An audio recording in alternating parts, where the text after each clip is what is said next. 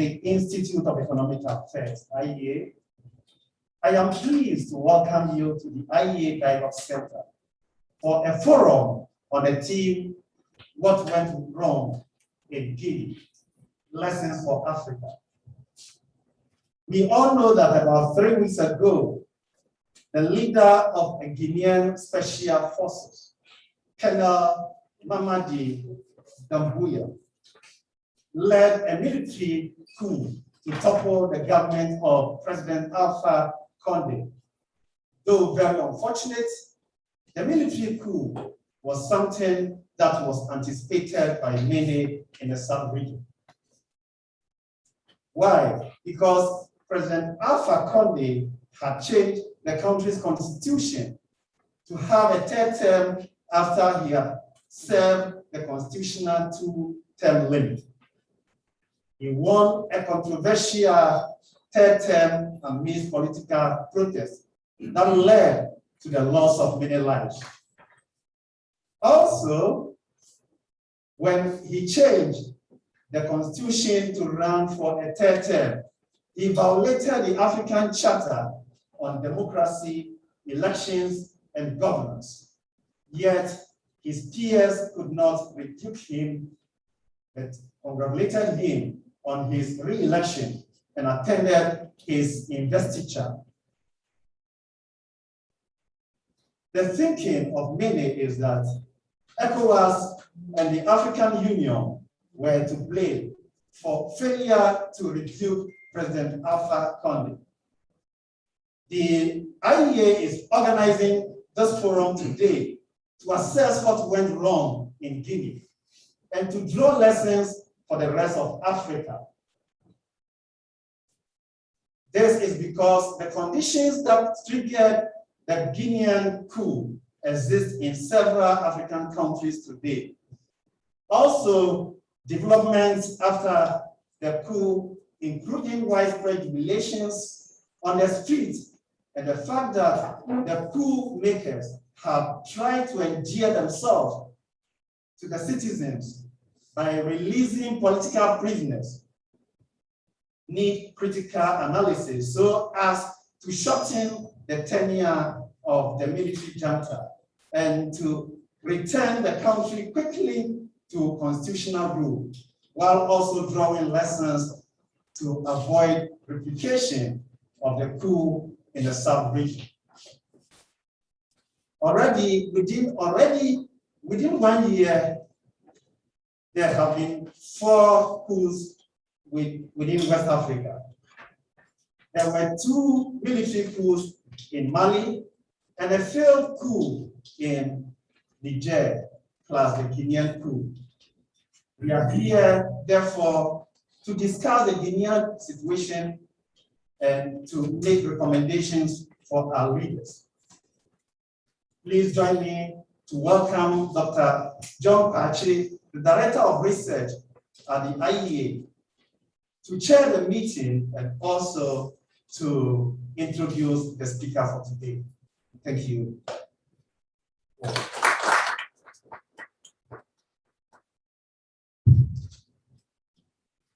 Thank you.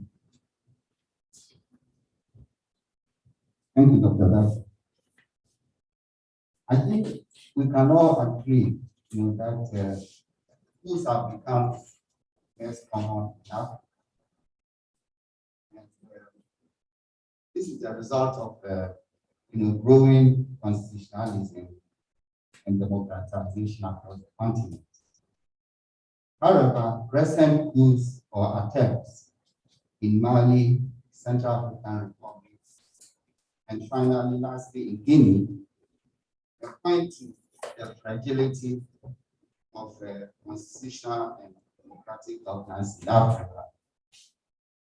Now, today we want to zero in on the Guinean coup and learn lessons for the rest of Africa.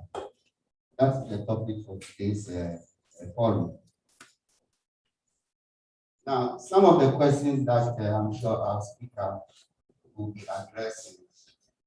Are these coups about self-interest, Is it about, prevalence of dictatorship? Is it about the fact that we have weak institutions to check these goods? Is it about peer complicity or lack of peer pressure? Now, how do we strengthen constitutional and democratic governance in Africa so as to prevent repetition of the Guinean experience? Now, to help us answer some of these questions, we have no less a person than Professor Vladimir Anchidanso. Now, Professor Vladimir Anchidanso is almost a household name in Ghana. He is renowned in the fields of international affairs, diplomacy, political economy, conflict, security, and terrorism. Professor Anchidanso has over 30 years of research and teaching experience, including at the University of Ghana and the Ghana Armed Forces Command and Staff College. Professor Anchidanso is a product of the University of Ghana, Leningrad the State University in Russia, and the Fletcher School of Law and Diplomacy, Medford, United States of America. Professor Anchidanso is the former director of the Legon Center for International Affairs and Diplomacy.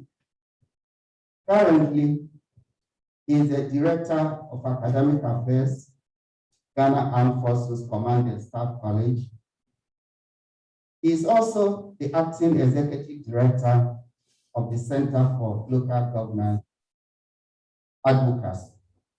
So you will see that Professor Anchidanso has a considerable experience in this field, which he is going to share with us.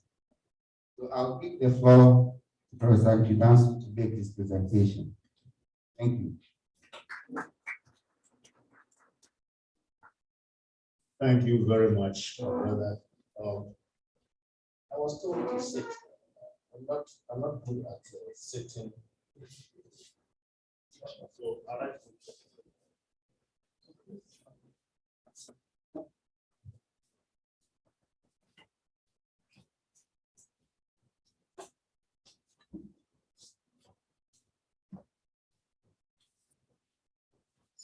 And you see, at the podium, when these cadets are here, you look like the president.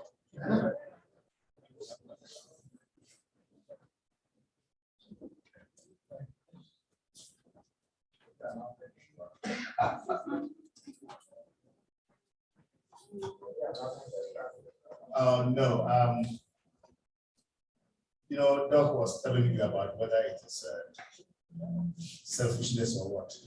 I want to be armed forces. Don't try to arouse my feeling for them to do something for me.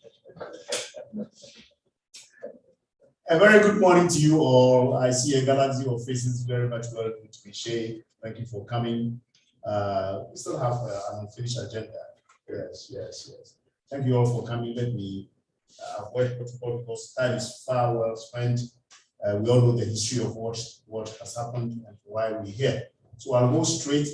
I'll skip some of the slides, fast of them. Why? Because I would like you to get the feel of the terrain and then scoop out of this why the coups.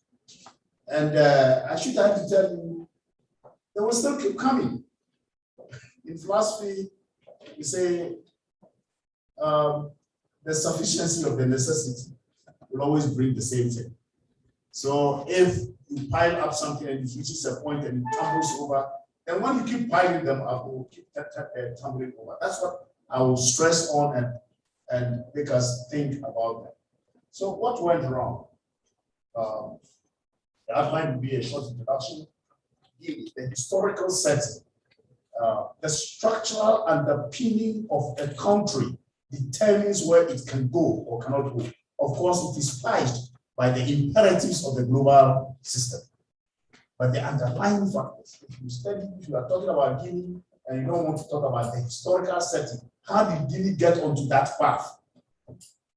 Then you will understand whether Dumbuya had it's a conspiratorial kind of person, or and the governance system in Guinea from Conte to Conde, because we don't know much about the trajectory of Guinean politics. And I would like to take you through a short journey from Conte to Conde, and then the coup and its aftermath. The reaction of the coup, we'll have a discussion on it. But I also like to talk about and give you a note on democracy. I think my colleague mentioned that is democracy, do we have a democracy deficit? Are we backsliding in democracy? Or is it the adventurism of the coup makers? And then the little lessons that we can learn, especially for, they give me for Africa, but I think also for Ghana specifically. All right.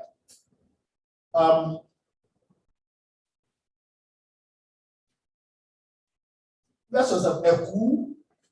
Yes, it's a common feature in Africa's governance. If you look at the past up to the present, I may not be reading with you, so you can glance your eyes while I take an extempore kind of, So it has been common and very usual. The usual tendency of the coup makers telling us that the economic situation, it's always there. So when you mention the coup, normally it's a conspiratorial kind of situation. 2, 3 people, that's why it's not a mass thing. Unlike the Arab Spring, for example, it's a mass thing. But a coup, to call it a coup, it is a conspiracy to do it. 2, 3, 4, 5 people, at times one single person, like what is happening in Tunisia, is basically a coup. Subvert the constitution. It tells you from now on, I'm going to rule by decrees. Shut up. That's the coup, undermining that. That's conspiratorial because he knows he has some basic persons around him. So a coup is a conspiratorial thing, unlike mass type of this. If you look at Africa, well, there you are from the 60s to 2012. I'm working on adding the recent ones to show that, well, we are very good at the league table when it comes to coups around the world. There again, we have it. The number of coups in Africa, we have 2012. You see it. The 70s had most of the coups, but that was because of the international system. At that point, 47 countries in sub-Saharan Africa had a total GDP of Belgium, for example. That was why in 1709, the governors, the World Bank governor, IMF World Bank governors of Africa, that is the ministers of finance, wrote a collective letter to the World Bank to find a solution to the problem situation in Africa. They came out with the Beck Commission report, which prescribed structural adjustment. At that point, the African soldiers didn't understand. People are hearing who said, see, the best in Ghana was the 1979 blood for us, intellectual. Because I was in school, we all jumped to it, let the blood flow and that kind of thing. Today, I can tell you that that coup was an obnoxious coup. It wasn't because the man was not, because the whole of Africa, I said 47 countries in Sub-Saharan Africa had a GDP of Belgium around that time. So nothing was working in Africa because of the global political economy. That's what we find ourselves. But it's not only in Ghana, everywhere. If you take the slides now, I wish the IEA would make the slides available to all of you to study the situation in in Africa.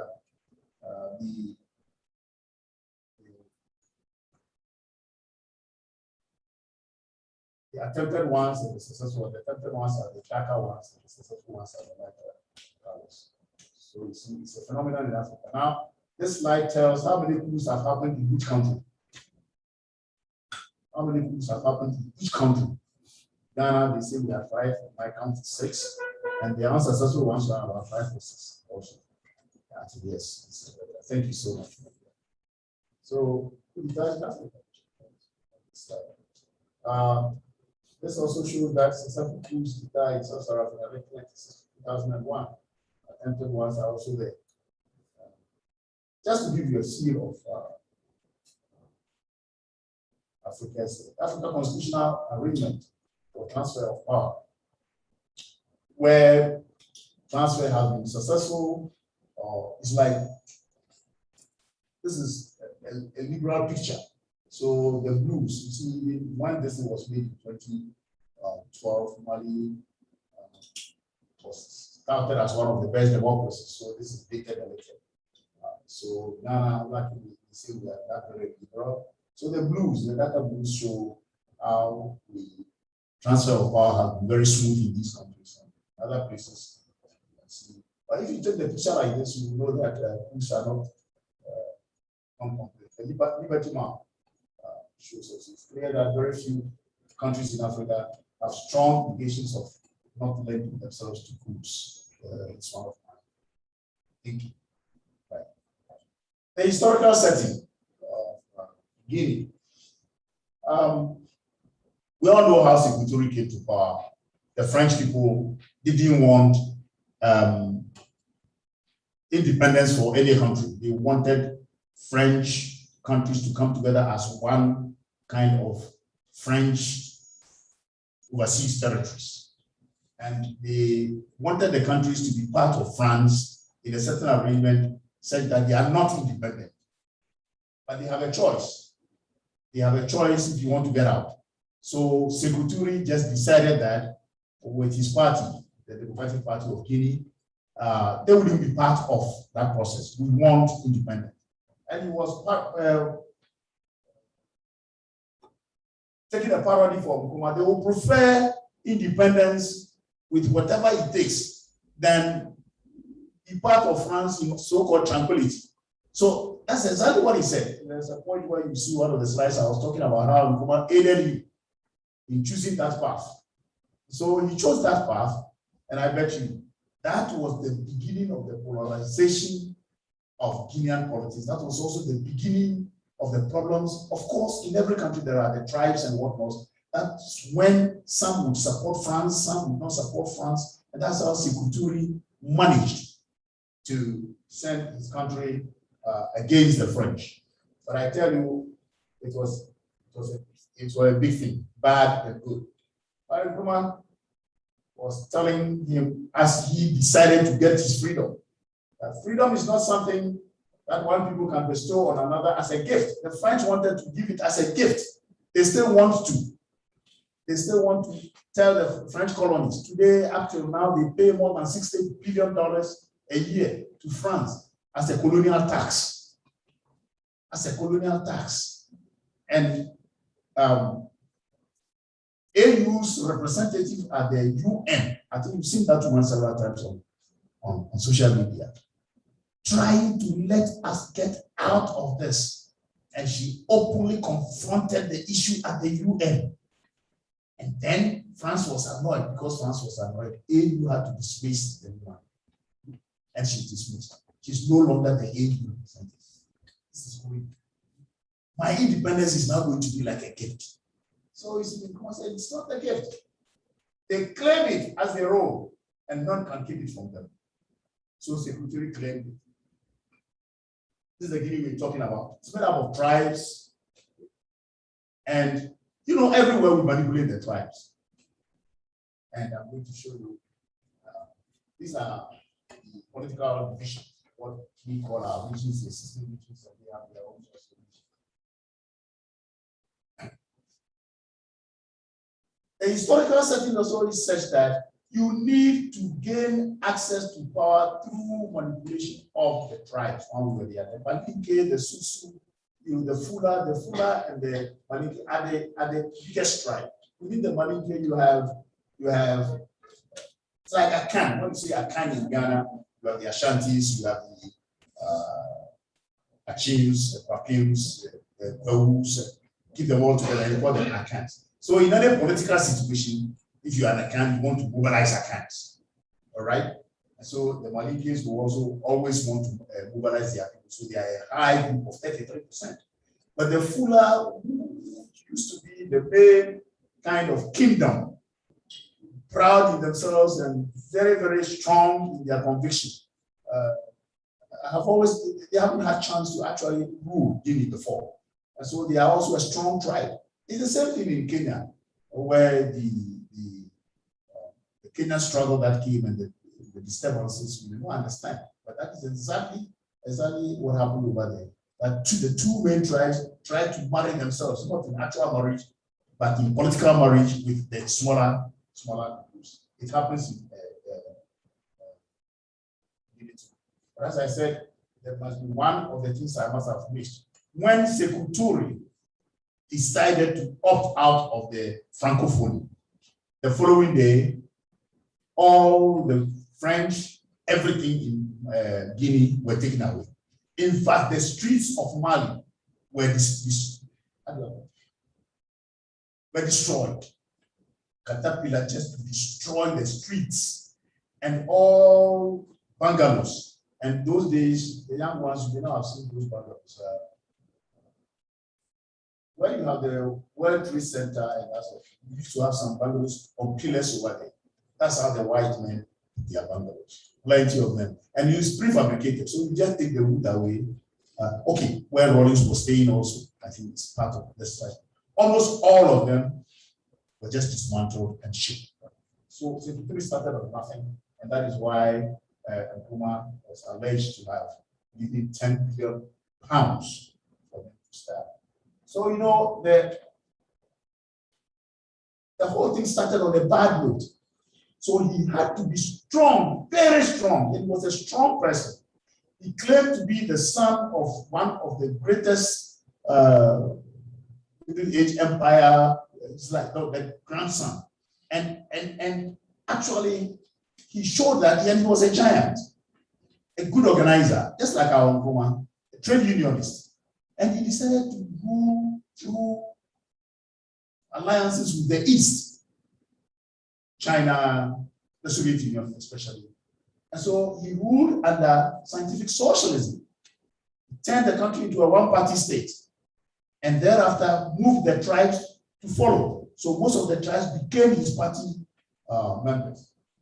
And that didn't bring so much disturbances until somewhere in 1984 when he died. He died of heart attack. The heart attack was such that he was being treated in Africa and he had to be flown to the US, so he died in the US. It was at that time that they actually political transitions are always period of turmoil. That's why when presidents are sick, we are very much worried. So that political transition was one in which there was a coup. There was a coup as we were preparing to have a successor. There was a coup. Conde, whom we are going to talk about, the coup then was Conte, Lansana Conte, who made the coup and installed himself. Conde then, the very one we are going to talk about very soon, was then also a very promising leader, opposing things left and right. So eventually he was arrested and he went to prison. So Conte put Conde in prison for being that radical and disturbing issue. Conte's rule was one in which he endeared himself first to the West, seriously, just like when Nkrumah was overthrown, where else do you go? Turn yourself to the West, where Guinea is awash with bauxite, serious bauxite, I think the highest in Africa. And so the West just loathed him, but he eventually turned to be a dictator. Let me move faster because I want this to be like a discussion. It's a different position. At the tail end of Conte's rule, you could see that there was serious opposition, very, very serious opposition. To the extent that the Condes and all the, and Conte, he was attending the West African ECOWAS when there was an attempted coup back in. He stopped, went back to Guinea, and slaughtered not less than about 100 people off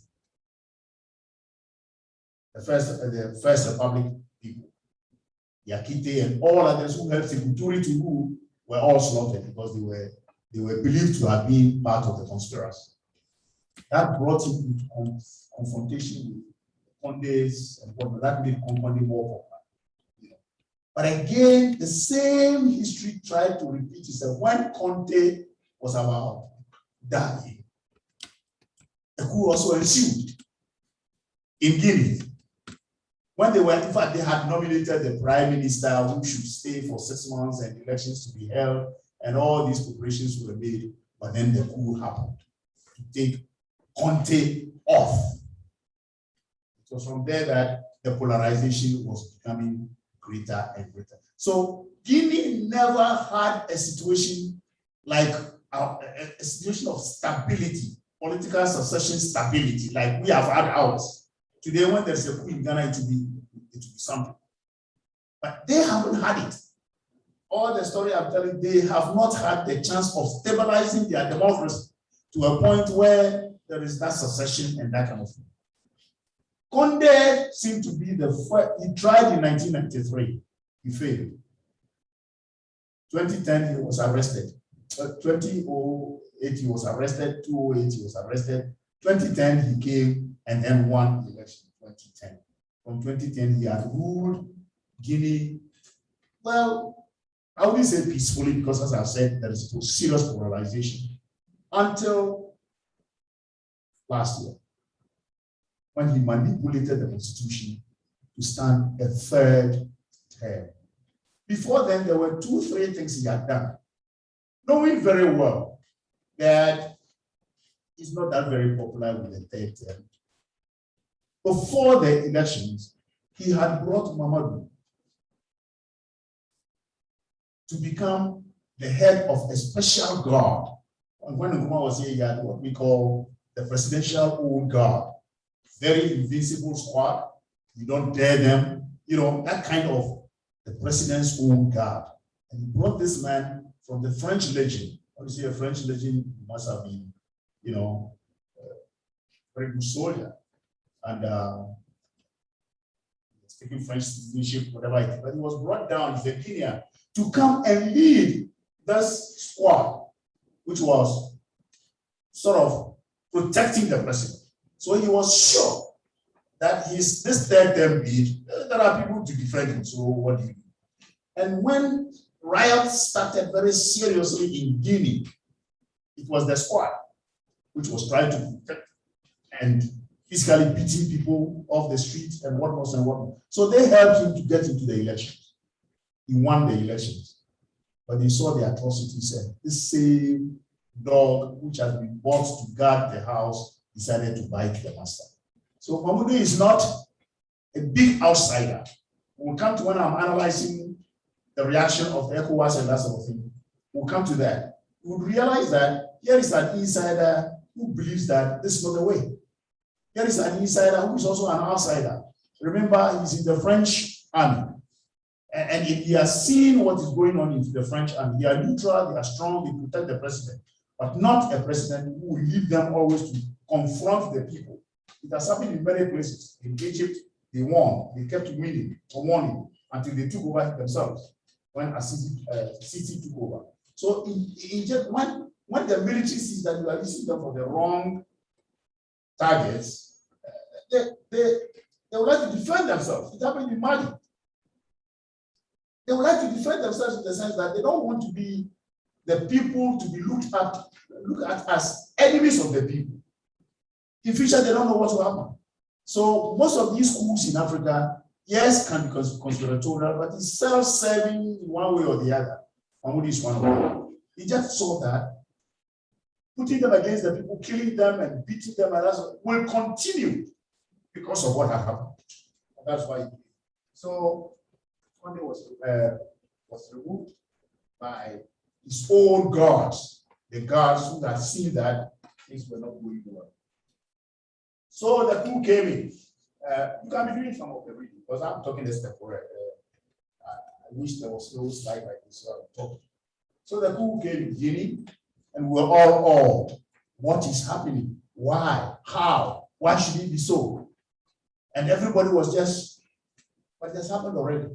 It happened because the structural underpinnings of governance were weak too. Because Condé himself felt that he had a God which will always support him. 3, he never believed that the international community, which he belonged to, ECOWAS, AU, and that sort of, will ever support anything against him. 4, again, the country was ripe for change because of the manipulation of the constitution. So, yes, these are some of the things which Mamadou said. And he told everybody clearly that his action is not a coup. Obviously, most of the coup makers tell us this, and then later on they stay. And there was a National Liberation Council, right? See, we came to liberate Ghanaians, and then they liberated themselves. And the National Redemption Council, they are coming to redeem us. In the long run, they redeemed themselves. So it's not a coup at all. It reflects what the people, the legitimate will of the people is. They are reflecting it. They are the mirror to the legitimate will. So, well, let's believe him one way or the other. Just because maybe the people themselves couldn't have done what he did. So he believes that it's not a coup. But our reaction to the coup, and then he was saying that there was the personalization of political life, and that is over. We believe that Condé was becoming more dictatorial, more assertive, and that sort of thing. That is over. It means that Condé had been considered a dictator in much of it. So you see, we go on triumphantly like this. And when we are young, we love this. JJ, we call him Engineer Jesus. Jesus is the Messiah. So when you see them like this, I mean, we want to love it. But what happened after the coup? Let me go that straight on the spot. So you can see the president in captivity. That's interesting. But the reactions, Nigeria could condemn it, the AU condemned it, sanctions were imposed. France said, hey, look, we don't support the United Nations, Guterres himself, which is marked there. No, please return. You see, all of them are saying one thing. Now let me summarize that. Return the country immediately to constitutional law. I want to underline that. Go back to constitutional law. Each one of anytime there's a these multilateral organizations and other bigger countries warn the junta, please go back to them. How? They don't say. How? They don't say. No, we don't recognize you. And at times they put 6 months. There's 6 month caveat. I'll tell you where it's coming from. 6 months, go back. One thing we need to consider, where is this 6 months coming from? The coup makers normally say, we want 18 months, we stay for 2 years, we stay for a certain period. When they think from their historical background, they think it will be enough to go back. But then you see these multilateral organizations, ECOWAS, AU has it implicit in their protocol, which I'm coming to very soon. 6 months, you must go back. Right. They freeze assets, they put sanctions, and these are the things I'm going to question. Not because I love coups, but because do they work? Can we think of other means when coups have happened, a post-ante kind of reaction where we streamline things for them to go back on a normal trail that we believe will not end up in coups again? Can we have that? Well, we'll see. 2004, AU has a protocol, or let's call it whatever, an understanding that coups or unconstitutional removal of government will never be accepted. It started from the Lomé, what call it, declaration. So we're saying the framework for an OAU response in whatever, then on and on and on. In 2004, we have that. But before then, ECOWAS had its own in 2001. When you compare the two, The ECOWAS one goes further than the AU one. The AU one was done under the chain of whatever structures called the Peace and Security Council.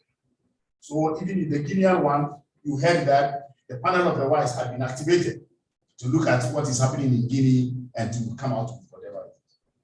The AU one talks about the sanctions, non-recognition, and quickly 6 months. Within 6 months, go back. The ECOWAS one has all these, and beyond these, the ECOWAS protocol has beyond these some other specifics. One, beyond the sanctions and the whatnots and the 6 months, whatever it is.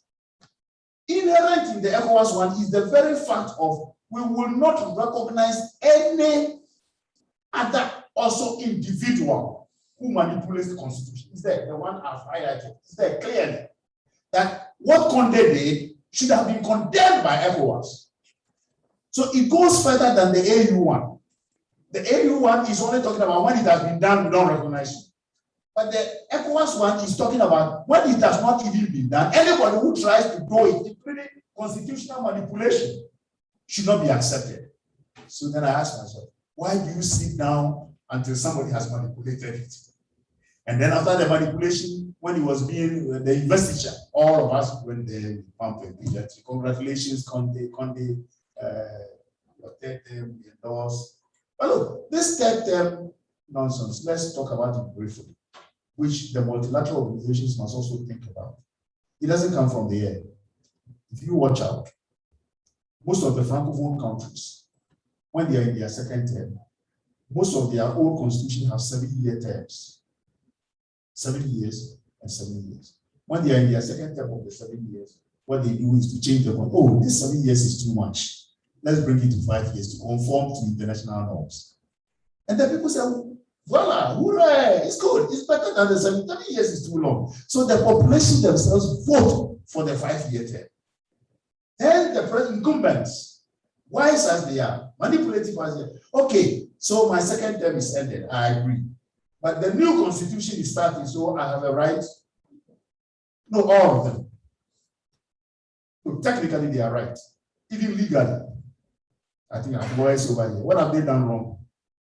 The old constitution is dead. There is a new constitution. Why are you barring me from going? And you are calling it the third term. I'm calling it first term. That's what is happening. It's happening in Togo. It's happening in Senegal. You see, the terrain is not the same. In Senegal, luckily, they fought and fought. They couldn't get the man not to go to a third term. But they made sure that he didn't go for a third term. What happened? He lost the elections in Senegal.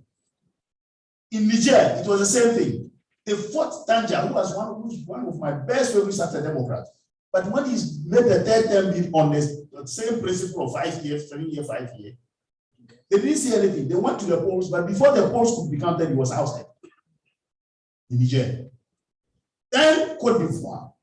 Then Guinea. And the pattern is the same. It is a movement from 7 years to 5 years.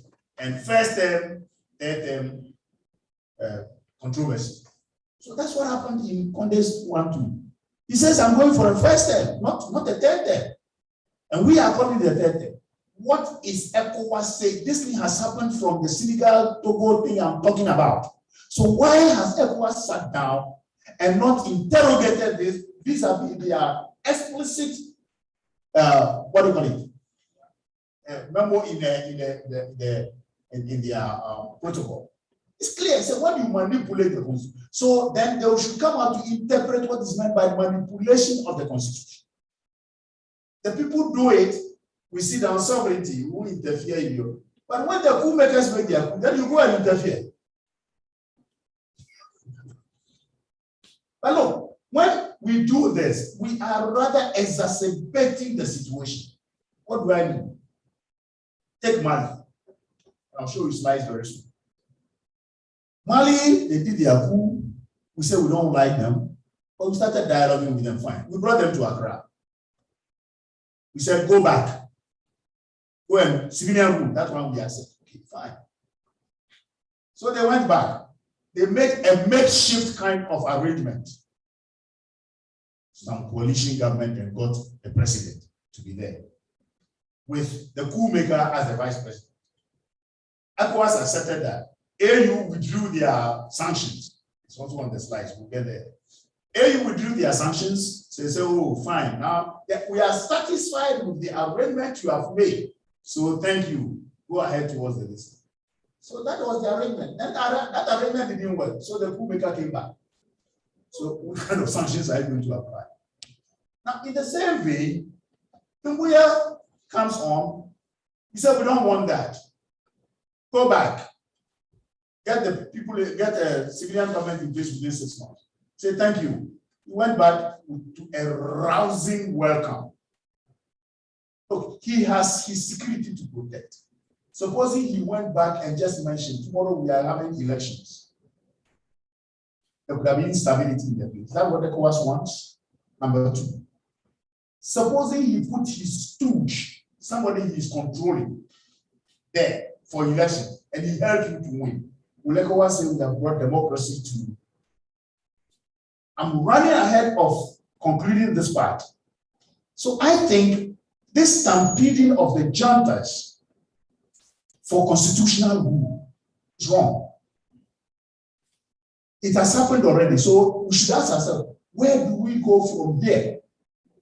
Should we help them to establish democratic principles by having a kind of structural changes that will make roles? The military has this role, the institutions play their role. It's like, can't we help them to build democracy instead of stampeding them to make wishy-washy arrangements that will be washed away tomorrow? Can't we? He went back to a rousing welcome. He said, we don't want that. It happened also in Mali. We saw when the ECOWAS delegation went there, they were hooted at. It shows that they must be very careful as the type of arrangements they make. And that's very important for me. Very, very, very important. This is one of our countries. This is one of the lessons ECOWAS and the AU and all the multilateral groups should be learning. That in countries where coups have come, don't just stampede them. Worst of all, in going to Guinea to tell them to be calm and quickly turn to civilian rule, one of the biggest members of the delegation was the Cote d'Ivoire president. It's like coming to talk to me that, hey, stop humanizing. The man you are bringing is a no humanizer. I'm watching, looking at his face. I'm asking you too. Ouattara was part of the delegation to Guinea to go and tell them, oh, is it because his brother Condé has been unsuccessful? He has been successful, and ECOWAS supports that succession. So please, there are a lot we need to learn from what has happened, and not just to say democracy. And I'll come to that. I am against what we. So you see, when we do that, we turn ourselves into a toothless bulldog. Nobody will mind you when you are stampeding them. Don't mind you. And then Mali is, as I've already mentioned, Mali is a litmus test. I've mentioned that. The successful coup in Mali, when the ECOWAS went there, this was the scene we saw that particular day. You know, and then Afrobarometer made what do you call it, findings after the coup. And these are the list. Those who supported whatever it is, look at the traditional rulers and what everybody they support. Look at the percentages. You know, look at the percentages. So all these things should inform us. Afrobarometer did a very good. So lessons on democracy. For heaven's sake, we have made democracy like how do I call it? I've said it in on this platform before. Democracy is not an event. It is a process. If you make it like an event, then it's like 100 meters. He who breaks the tape first is first. So on your marks, get ready, set, go. So when you have fulfilled all the parameters of running the 100-meter race, you are there. Democracy is not like that. What do we see in our democracies?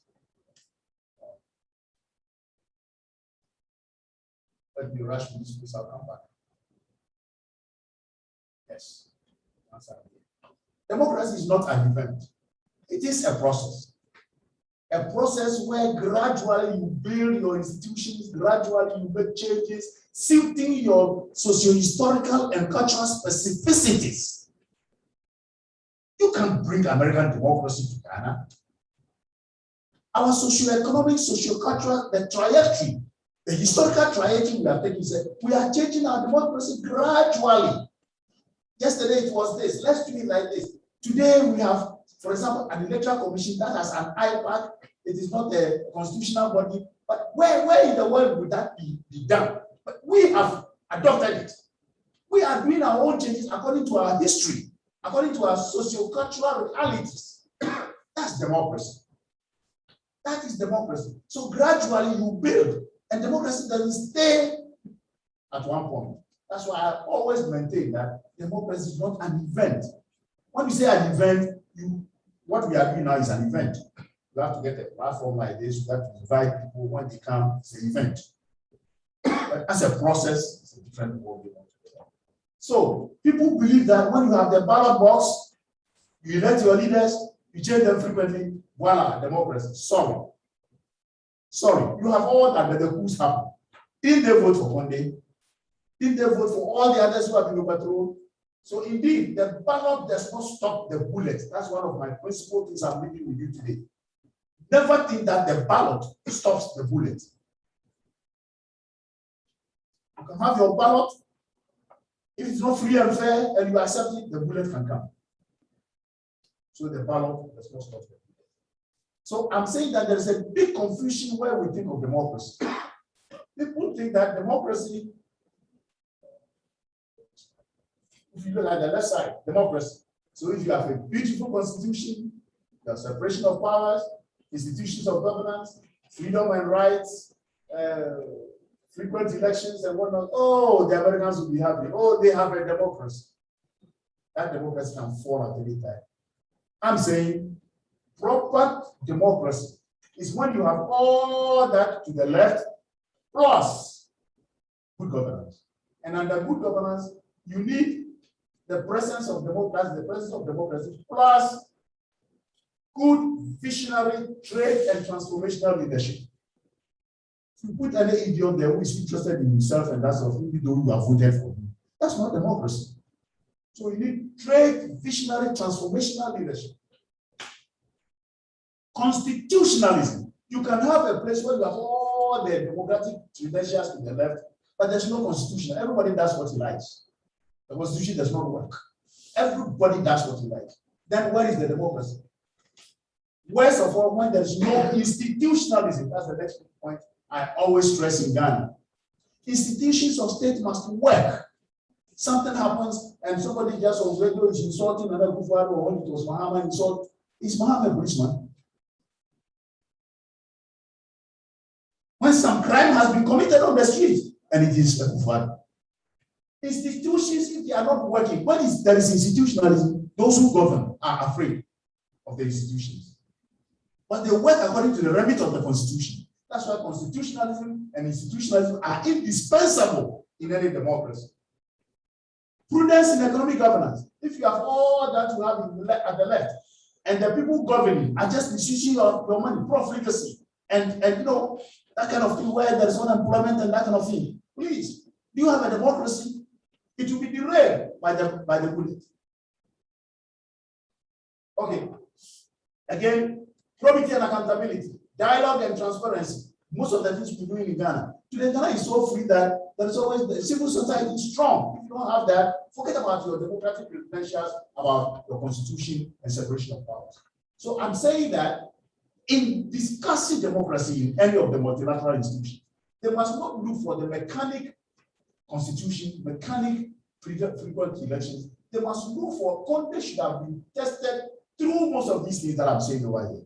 Then we will be using the peer review mechanism or track 2 diplomacy or the quiet diplomacy to check ourselves so that this things don't happen. Let me go back where usually our friends from abroad, they try hard to support our democracy by training and equipping. So they say they are training your armed forces. They are training civil society. They bring people from abroad. You see them with civil society. They are training our political parties. The political parties have fora where USAID or they train. 90% of that training is alien. 90% is telling you about American democracy, freedoms, and whatnot. So once we are training and equipping, we are believing we are helping the country. Mali had a lot of that. Mali had a lot of that, and Guinea too. So as they train them, they begin to talk about how the defense forces must be structured and whatnot. Where I am, yes, we used to have the British military assistant team, the British military training assistant team, DMAT. They were, that time I was in Lagos and I was teaching there. So I keep telling my general, where is our military doctrine? We didn't have one. We're using the British one. We're using British, look, until quite recent, if you don't believe me, until quite recent, the shooting range. When we were passing, you see the effigies with red berets. The effigies were Russian. You know, we dress them in Russian, this in as we shoot. So that's the training. We are training them how to hate communism. That's the British doctrine. Until quite recent, when we do those things. That's how they train us. When those doctrines and whatever don't coincide with our own local whatever it is, what happens? Your army becomes alienated from your democracy.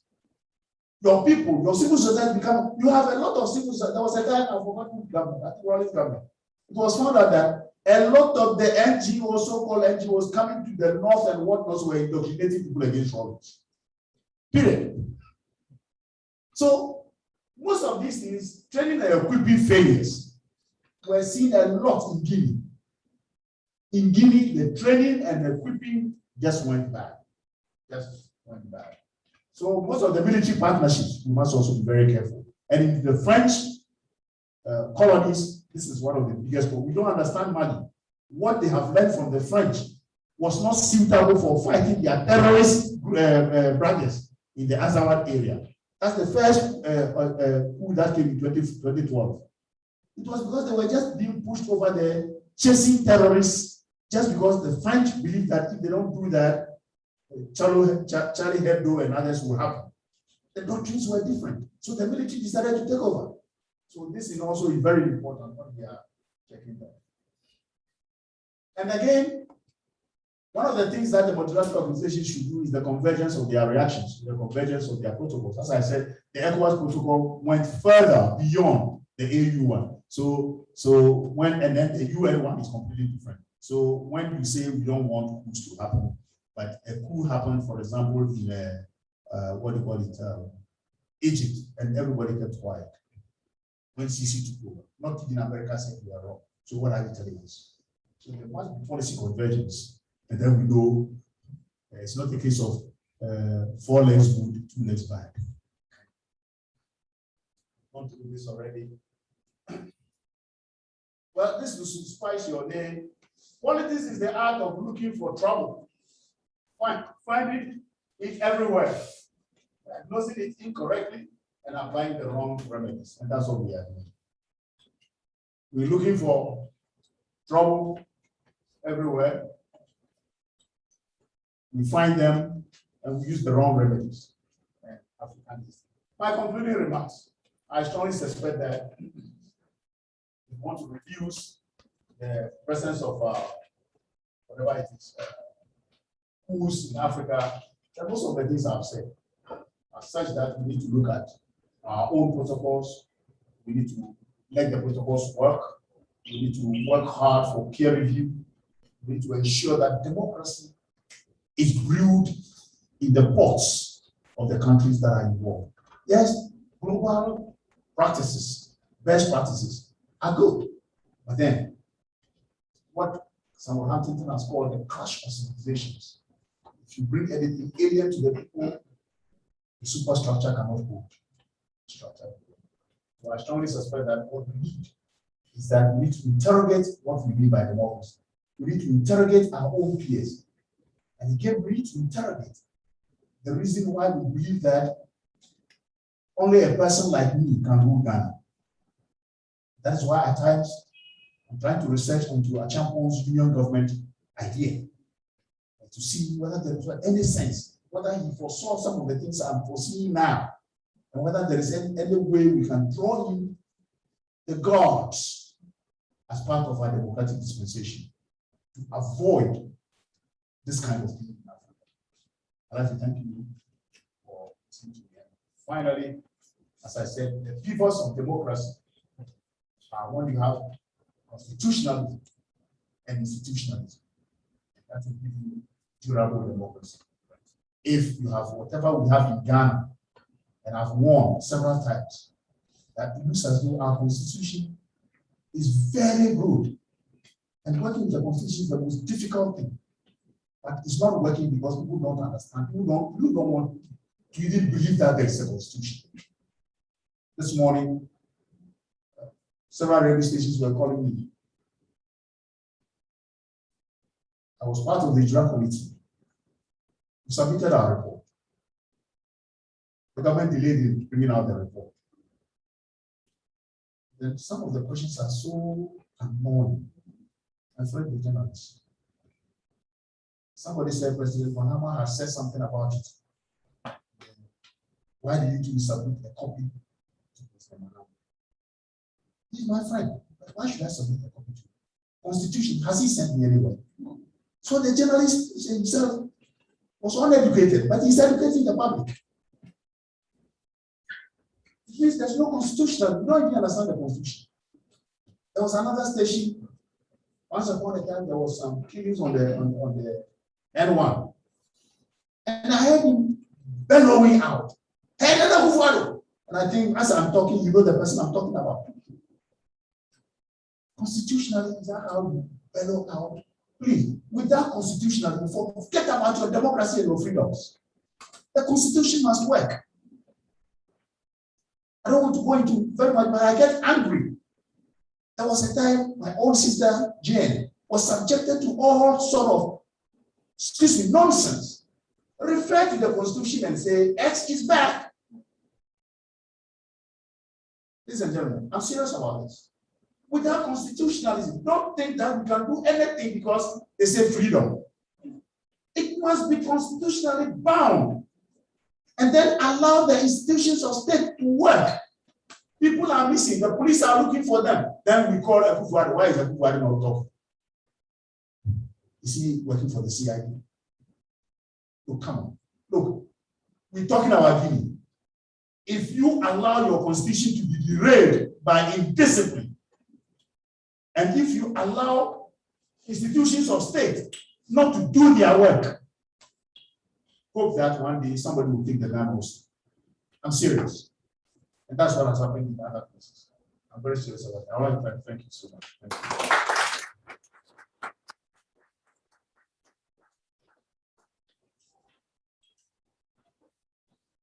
Thank you so much, Prof. That obviously is a very insightful presentation. With Guinea's experience and drawing lessons from the rest of Africa. I took note particularly of in terms of the answers and the lessons for Africa, the fact that we need strong institutions and the prudent economic governance mentioned. I don't know whether you did mention it, but I've noted that it is also important that we have government with transparency, accountability, and responsiveness. And there's strong checks and balances in Africa. And then also political inclusiveness. The winner takes all the practice in most of our accounts. It doesn't help. I mean, we need political inclusiveness. And then I was wondering what's happening to the African peer review mechanism. We need to go back to that and reactivate it so that we can bring peer pressure to bear on countries that are not really upright.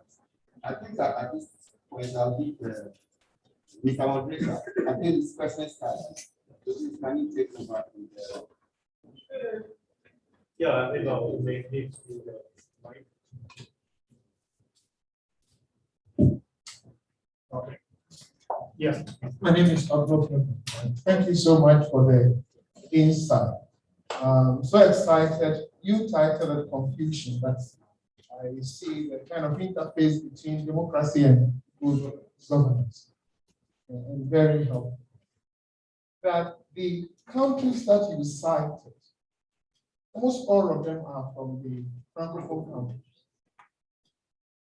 Are you by that suggesting that you all face that the Francophone countries are doing something different? My second question is,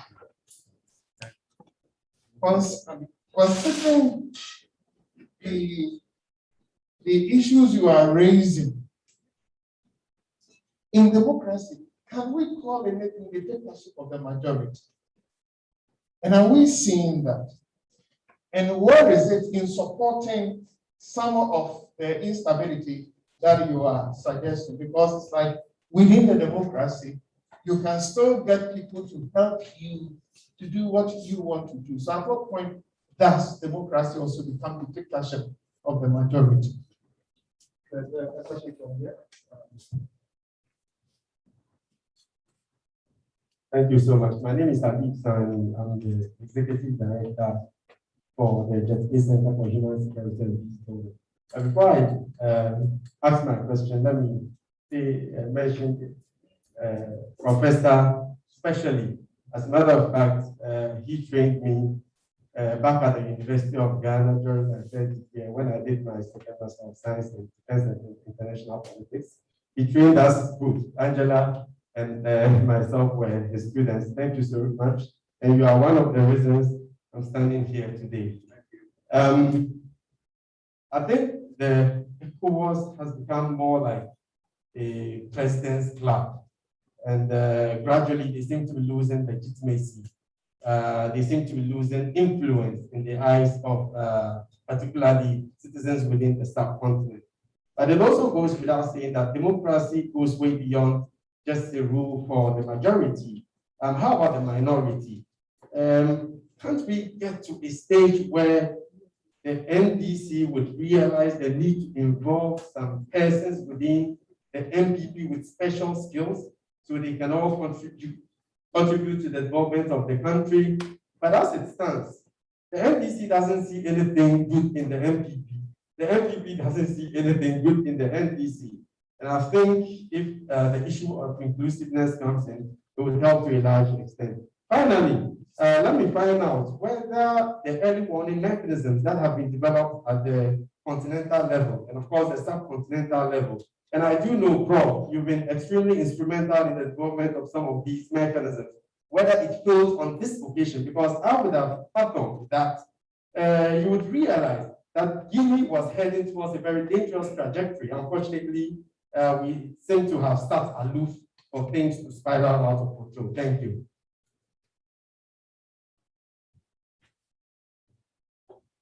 Let's take three. My name is Anka. I'm the political chair, first chair for the city. And Vladimir, my question is very simple. Is it time for us to look at the strategic United States? If it is, how will that be done? Would we spread leadership from one to the other? Try Africa to move for people.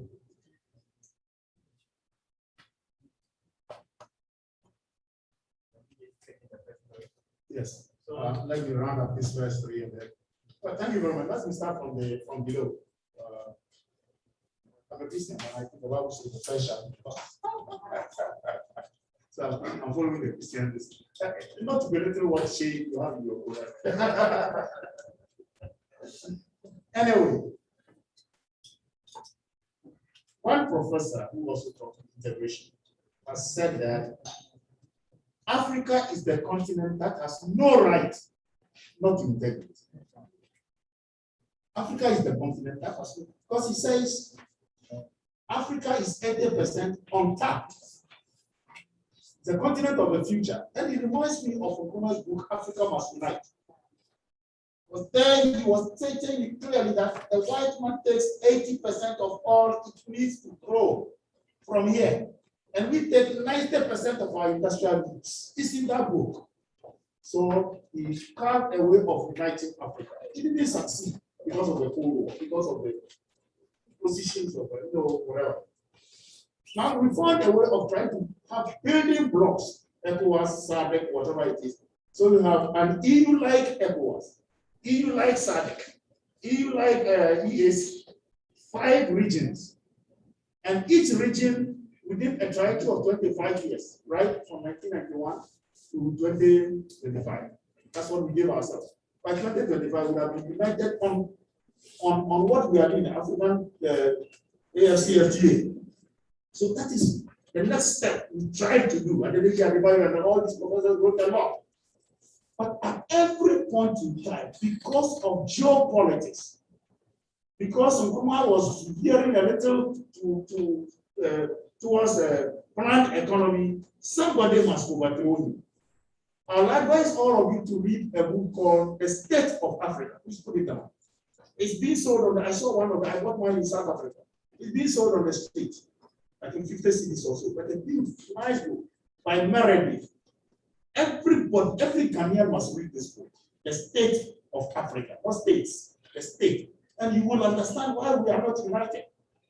And that unity is an imperative. If we unite today, 60% of the world's culture, the things they look at food, 60% of it is on African soil. More than 70% of uranium, where the uranium is in Africa. Uranium, the one they make the atomic bombs, is in Africa. Look, if you read ID, Africa Betrayed, it will tell you what we have in Africa, gold, water, whatever it is, that the white man doesn't have. The Sahara can light up every place in Africa with solar panels. Just that. The sun is there. So we need to unite. But we are not getting united because of the type of leaderships that we have in Africa. If the French-speaking countries will look at France, where their budgets are even made before they are given to them.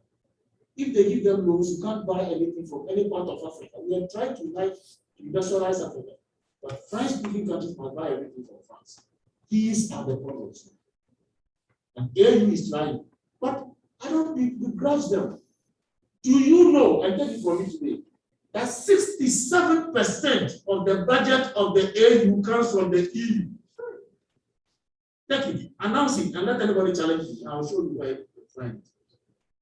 So everything, 67%.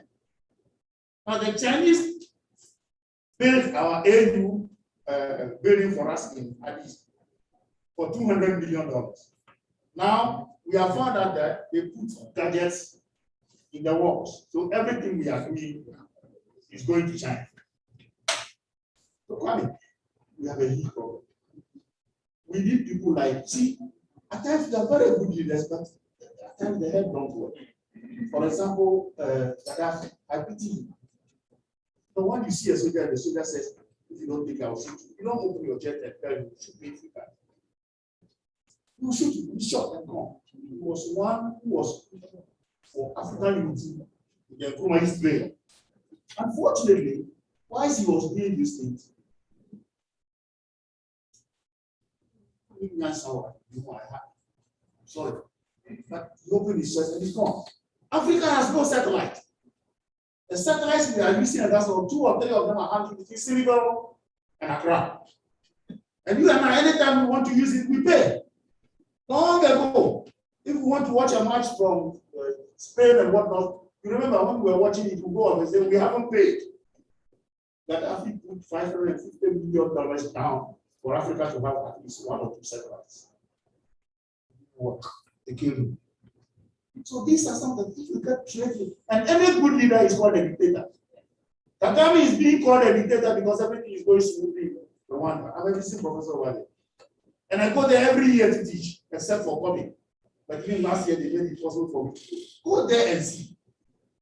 Go there and go to Rwanda and see. But they want to arrest him. They want to find a way of undermining him. Let's get 10 of them in Africa and unite. So I'm saying, as for unity, even professors outside are saying Africa is the continent which has no right. Listen, we have no right not to unite. So we have information unity thing. Let's get Kumayi's ideas and let's put Africa together. That one I agree. Then ECOWAS is a president's club. Yes, it's a president's club. When you are in that club, look, the ECOWAS would have been the best of all the multilateral organizations for the economic communities in Africa. But again, the Francophone Anglophone divide is a problem.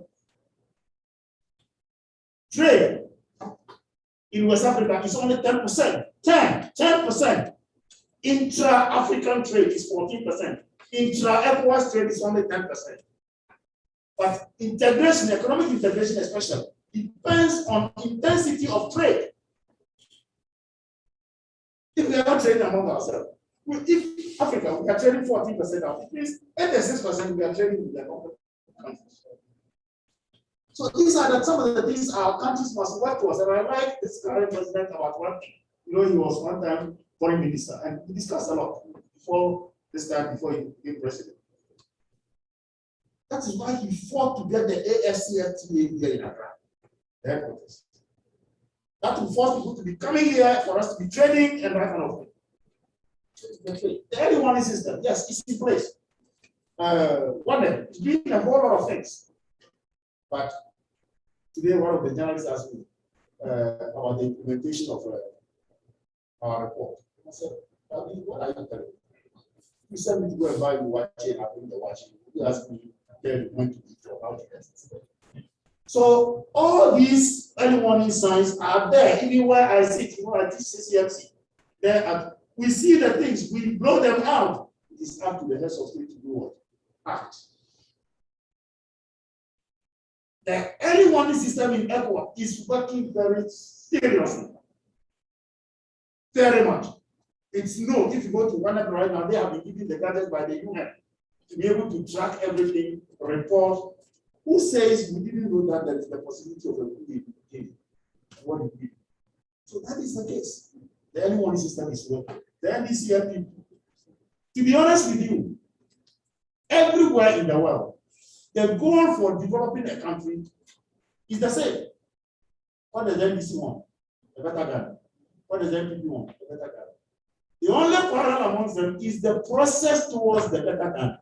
How to get there. NPP wants it this way, NDC wants it this way. And even in that, we need to collaborate. The collaboration that is not happening because people fear to honor the Constitution. That's all.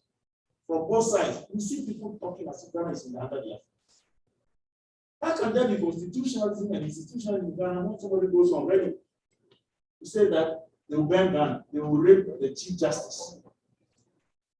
To rape the Chief Justice? Come on. These are some of the things we need to nip in the bud. We need to, pour scorn on such things when people with bravado, you see people lying through their teeth. For example, allocated us went to president before to apologize. Like we are going to work on that. Why did we plan? He was saying if they plan and planted the story. Is a reality has 2 children with Kufuor. And the woman was raped, whether she was paid, to also accept it. On radio, she will be, they will call to one radio station, the woman will be reporting, yes, I have 2 children. Okay, bring the children. Ghana government is going to give the visa. The kids are paid. We need that in Ghana. We need it in order to come to power. So for me, when I see these things, yes, the struggle towards power is bitter. I agree. But can we do it constitutionally? Can we do it constitutionally? They are opponents, they are not enemies. They're not ending. So I agree with you. We need to do something. Yes, my brother. I like your question. Yes.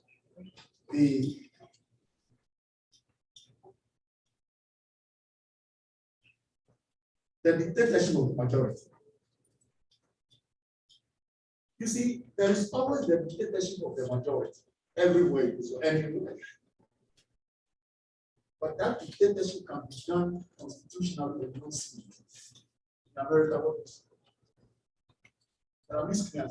Trump calling the Attorney General of one state to look for 200,000 votes to make him the president. I said, what? If it were happening in Africa, I would understand. But there, so, you know, it can be done. It can be done. You know, just these guys, you know, they are thieves. And I was hearing the president's own voice telling somebody to look for 280,000 votes. It can be done. Just the figures. So all these things are there. But the main point is this, that we have put it on ourselves. Don't mention the national representation. We not takes all. When we are gotten to the seat, we dictate where Ghana should go. It can be a good policy, it can be a bad policy. It can be a good policy like 3 SHS. But who said the bad side of HSS is not there? But they have decided that they'll go there and they're gone. But then, even with the dictatorship of the majority, there must be a line for constitutionalism within that, so that my views can be respected. Rather than, for example, let me use this, I haven't seen one, but let me use it. For example, free HSS, we are doing it. And when I open my mouth, shut up! What's wrong? Maybe I can contribute to the free HSS debate and do it better, even though I'm in opposition. So the dictatorship must even respect constitutionalism. But in most African countries, we don't understand it. I think I did the paper somewhere. One of the slides had all the former heads of state and the current heads of state, and I've lined them up going to school. You should line them up for this kind of school. I'll be a teacher. But the question of you said something, the Anglophones. Don't think it cannot happen there. It happened once. We all put our mouth into it. Obasanjo wanted the piece of you read it. He really didn't want it, and America kept quiet. Obasanjo visited the US, and they said they wanted Charles Taylor. So Johnson visited the US, they gave her 50 million. As soon as she came, she said she wanted Charles Taylor. Obasanjo came. I wrote an article and people insulted me. People don't understand.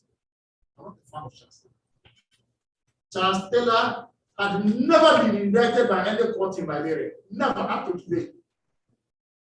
ECOWAS met and decided that Charles Taylor should take asylum in Nigeria. So it was a collective protocol, a collective treaty. And in international law, we say pacta sub servanda. Once we sign a pact, we must obey its terms. So Obasanjo alone has no right to send Charles Taylor away. But because America was dictating, okay, they sent Charles Taylor away. He reached Liberia, and Sir Johnson didn't know what to do with him. He became an abacus. It was going to be a problem for her, so she quickly transferred her to Sierra Leone, where because the Sierra Leonean tribunal was being held in The Hague. So it became a problem. So quickly The Hague said, okay, now we are coming for you. Can you imagine? It was all this because of the 10th Deputy of Obasanjo, where America never even spoke against. Obasanjo's political advisor was my friend. We were in the States together, right? Go and Google Julius Bob is written a lot of big political scientists and what. Obasanjo, he was always yapping at African League. Obasanjo brought him to become his advisor. And I know him. So one of us understand big key is that. So I sent a message. Julius, I have now. So you, Vladimir, you don't understand the Nigerian specificity. Yes. The man who was talking about African dinosaurs. when we made the state. So that is the case. There was an attempt. None of us have those time. So, and there's nothing showing that we cannot have it. In places like Ghana, maybe not. Why? Because people are guarding against that.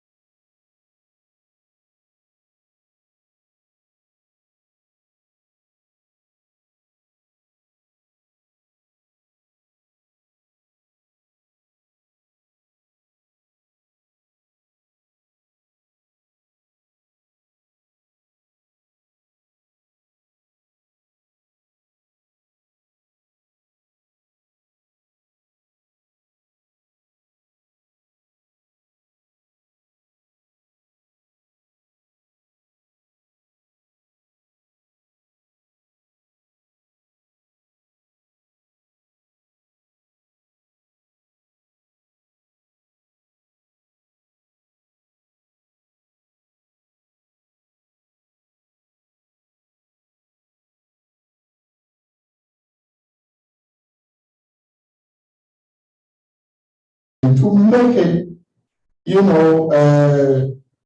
model. I think it has outlived its usefulness. So let's amend it. I'm not saying for, throwing it away. So I don't know what your take is on that. I want to look at the ECOWAS sub-region. As we speak, having lived in Britain for a very long time, I know they have a European Parliament. As we speak, our MPs from, let's say, my constituency, the BBI constituency, could be selected to be an ECOWAS MP, who is still represented? Can we not have a situation where we can have an ECOWAS parliament that is not represented by persons we don't know, so that I'm going there to reform ECOWAS? I'm going there as I speak as an ECOWAS citizen. I don't think the ECOWAS bloc knows me, because they go there, are they articulating their constituency issues or the Ghana issues or ECOWAS issues? So I wanted to know how that can be done. And the last but not the least, youth unemployment. The young people who followed the military leaders or leaders in Guinea, most of them you realize are people who might not be employed, people, and we have a situation here. Growing up in the 70s in China, 80% of all adults were employed. I grew up in China in the 70s. Today you go there, and I believe that it is the reverse. I'm not sure what that means for the kind of, what do you call it, security we have here. You know, the man in front of me spoke about, or somebody spoke about, what do you call it, the dictatorship in terms of a majority dictatorship. I want to know who in our operations in Ghana, in terms of what we do as we speak today in Parliament. Yes, I heard you talk about it is good. I was expecting a certain drastic movement in Parliament, but it looks like somehow I'm disappointed.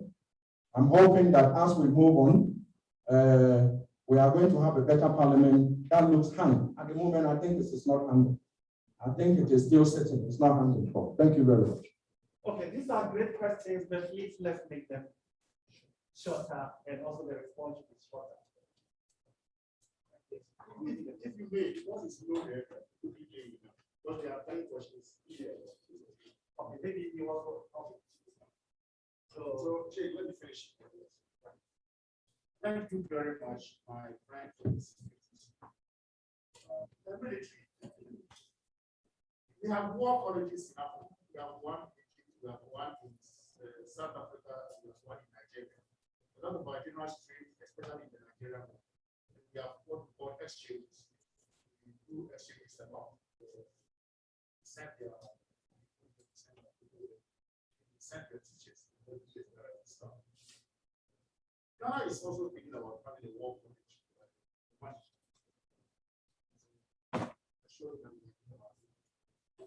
Between that, also Ghana is thinking of having an NDU, National Defense University, to augment the war college.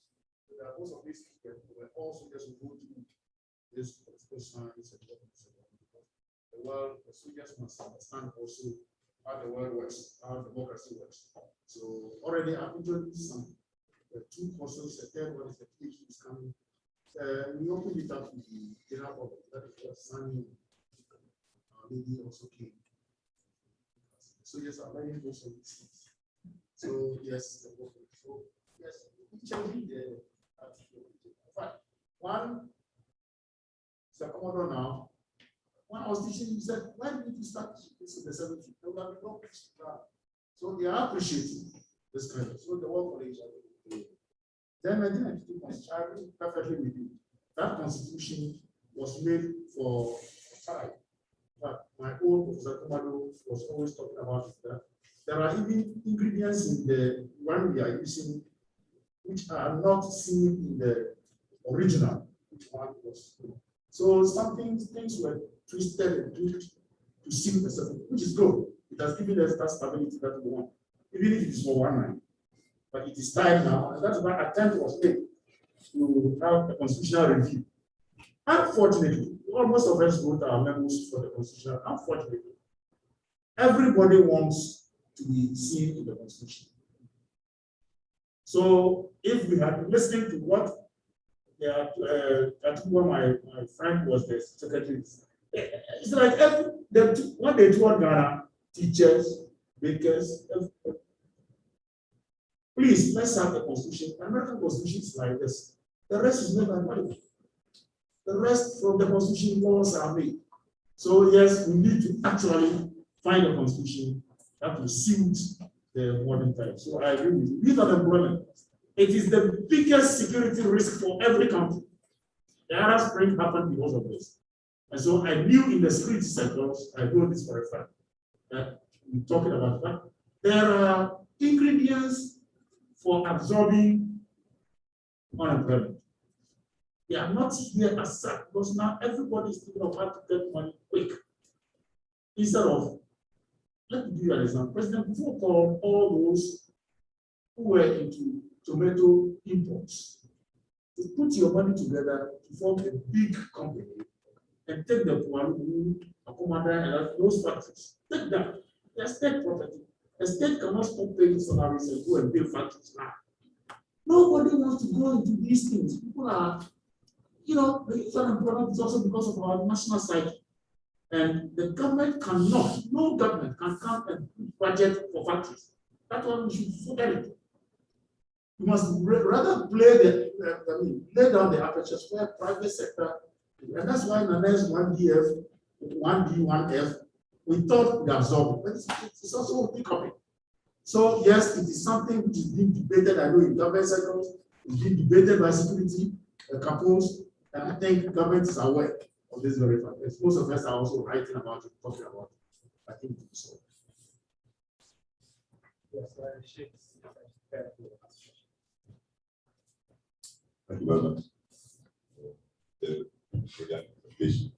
As I listen to you, I think I drew a certain conclusion, which I just want to tease your reaction to it.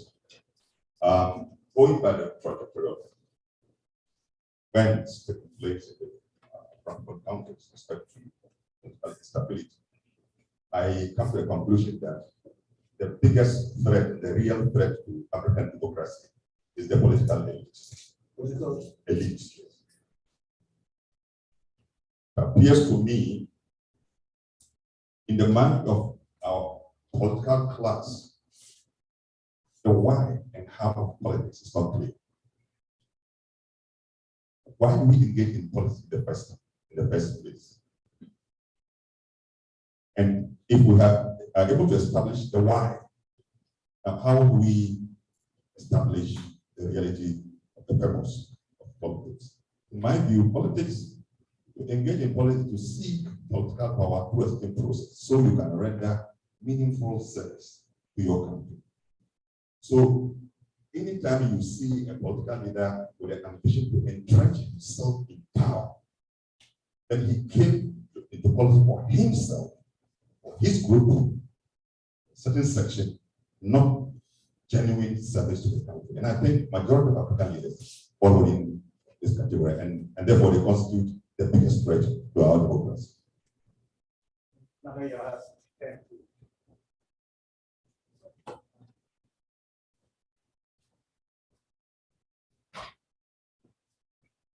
Just to follow up on what you just said. Let me teach you a little. In the military, when somebody is a lieutenant colonel, they call him major, vibrance. And I know that shake his head and I like it. Don't worry. Shake. Exactly. And he doesn't think, so he comes to me. I mind what you said, but I think one of the things that we haven't discussed COVID leading to military takeovers. I think that we should look at. Why are people celebrating Guinea? Because Guinea, Misra, is one of the richest countries on earth. Guinea is one of the richest countries on earth underneath the soil. It has bauxite more than any other, except Australia. It has iron ore more than anybody, except Australia. Now, if you do evaluation of bauxite that has, iron ore that it has, the gold that it has, and divided by the 11 million people in Guinea, every Guinean will be a multi-million. You know that. The poor people of Guinea, they also know that. But Europeans also know that too. And I don't know how this kind of thinking has occurred in our society where European is able to come to a black man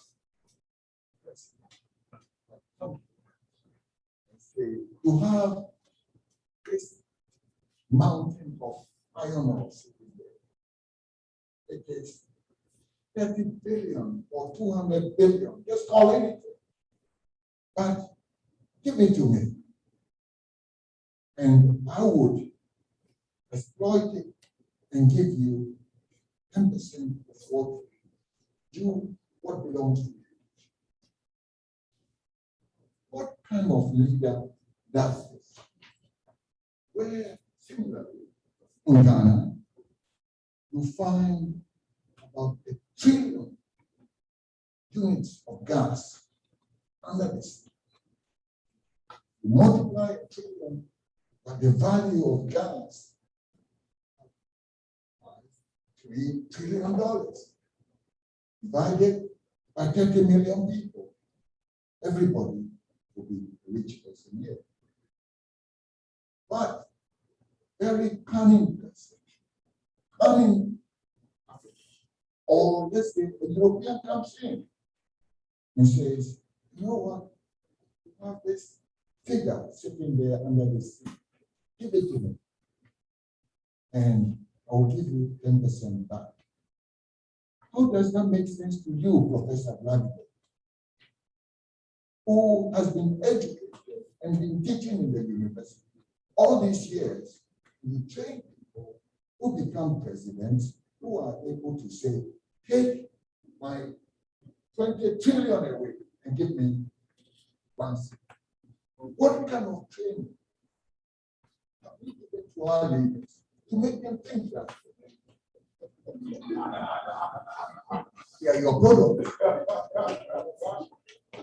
But look at Guinea. Look at Guinea. That's what is happening. Look at Mali. That's what is happening. Look at Niger. They sit on. In Guinea, it was an actual professor. Yes, Conte used to, when Conte was in France, he used to say we were being exploited by the French. And that when he came to power, he was never going to give away the boxer. He was going to follow Secretary. Secretary said, until my people become educated enough, we will keep the resource underneath the soil, so that we will be the beneficiaries of these resources. So as he came to power, started giving that away. And I'll give you one example. There was a gentleman, a Jewish guy from Israel, who went to Guinea, and he wanted a mountain of iron ore to be given to him. Now he tried, the previous military leaders couldn't get it. Conte came in and he befriended Conte's wife. He bought Conte's wife a nice sports car, golden watch, and $2 million. Whole month was given to this gentleman. And if you Google Guinea and the iron ore saga, you will see that. Now, this gentleman was given half of the mountain. He flew to New York, was able to sell that half of the mountain. This is about 10 years ago. He sold the half of the mountain for $4 billion to a Brazilian company. Now, why should Guineans not rejoice when Conte is thrown out? Conte is thrown out. Why shouldn't they rejoice? You know, what kind of democracy helps to impoverish its people? That's not our understanding of democracy. It's supposed to help us. It's supposed to enrich us. It's not supposed to undermine us and make us poorer. So I think we need to be thinking of what kind of democracy would make the African prosperous. Not the kind of democracy where president comes and then gives all natural resources to their friends and we remain poor. That doesn't help us. That is underneath what is happening in Guinea. The richest country on earth, also the poorest of the poor. And we say we should go back to what? Same process. That's the question. I'm not a supporter of coups, but go back to Conde to keep giving the iron ore and the bauxite and the gold to the Chinese, to the Europeans. Is that what we should go back to? And I agree with you. We need to rethink the whole process. We need to rethink democracy. And we need to see democracy as a vehicle that will help us, not the Europeans, not America. It should be good for us first. So tell me, what kind of people do you train to cheat us? I think he will respond to this, then we'll take the last question. Okay, sure. Thank you once again.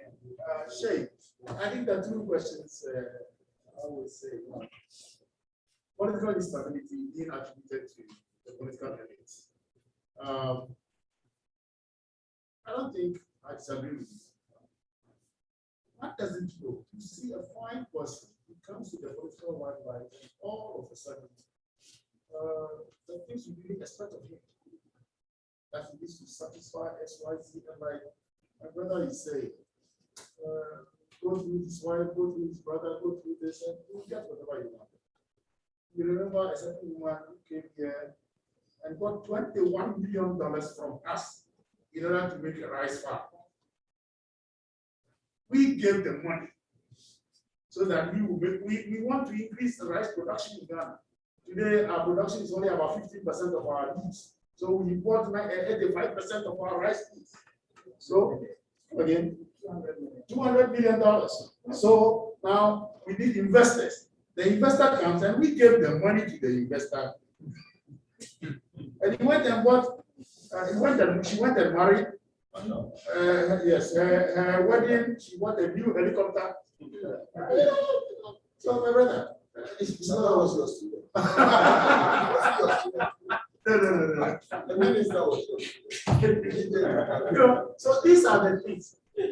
Many African leadership wants to work for themselves and for their immediate family. So very important. But if we strengthen our constitutions, we will be able to stop these. We love them and we hail them when they are even doing this. So that's why I say I believe in constitutionalism. Today, if I am able to have a system where the institutions of state are working well and something is going wrong and I can get justice in the law courts, I believe I must tell you that. In Ghana, we have tried things like that before. So yes, why the elite will continue to do this? Don't stop. Let us have a means of stopping them. That's all I let's have a means. I agree with you very well. Now, the question of Guinea being rich and being poor. You know, people talk about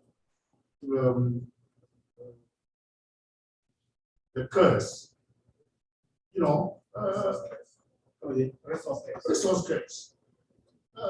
But nobody curses anybody when you don't bring the curse upon yourself. Go and take somebody's wife and curses you, brought it upon yourself. So if we have the resources and we use it, then we curse ourselves one way or the other. Everything you said, I've seen from the internet, I will say, wow, you know, there's a solution to it. But a company came here, that one I know the story also, and gold mining company, and they wanted to give us only 4 or 6%. And President before said no. They went to Mali and got 4%. So if collectively we have, now we do have it, a ECOWAS mining policy, now we have it. They wouldn't come here and bluff and go somewhere. Bauxite, Ghana has bauxite, what. Why can't we have an ECOWAS or, why can't we talk to each other and make sure that we are not exploited? But they will come, and I finish. Why are we not ambitious? Well, one thing, the leadership. Most of the things I train them. I accept the blame. I train them. A lot of my students are now MPs. If they are being paid a gratuity that builds a house every 4 years, why would they listen to me? Why would they listen to me? So the point is this, that, such a situation, you can't go to EU and exploit one country in another country. It's an EU, they have EU policies. So I think to stop this, we need this kind of multilateral policies, mining policy, this policy, and that sort. Let me show you one thing Eritrea has done. I've visited Eritrea 4 times. First lecture, the third one of the UN program. And I met the following person, the man, we are insulted, but the man has said, we are insulted. He says he's a dictator, he's this. You need to understand, you need to listen to the guy. You know what he does? Afwerki has a lot of gold. There are several Australian companies in the rugged area. He says, my gold is my wealth. So the agreement is simple, and it's simple for everybody, whether it's gold or bauxite, whatever you are coming to mine over there. My property is used as a collateral, isn't it? So I don't have the money to take the gold from the earth. So Eritrean policy, this is 40% of everything. You have the money, so I give you 60%. So in Eritrea, it's not the 6%, 4%, 40%. So if you like, come. If you don't like, go. We have people. But we want to get the money quickly. There was a time we took a loan from somewhere, and the loan is in the bank in their country. Whilst we haven't taken them, we haven't accessed the loan yet, we are paying. But in a reason.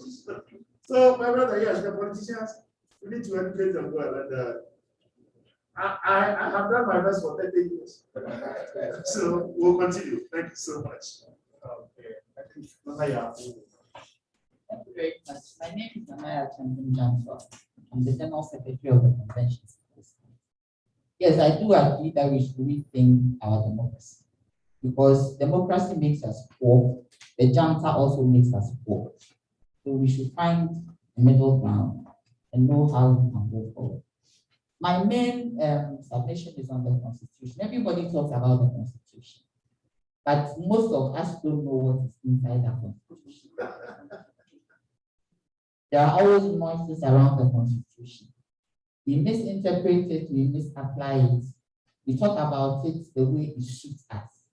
So I believe that there is the time for us to open up the Constitution, whether a reviewed one or the one that is standing, so that our citizenry will understand what the Constitution is all about.